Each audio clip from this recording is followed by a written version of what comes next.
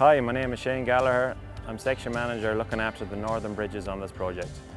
Today marks a significant milestone for the Bunbury Outer Ring Road project, as we're installing the first T-Roff beams at Raymond Road interchange.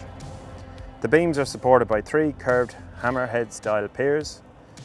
These piers are unique to the southwest region.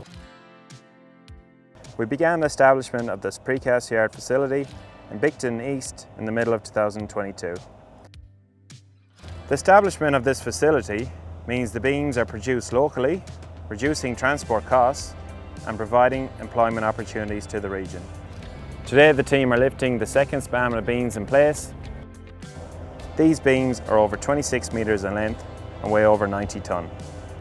We have a 500 tonne all-terrain crane on site with a support crane. The experienced crew of riggers and crane operators will guide the beams into the correct position.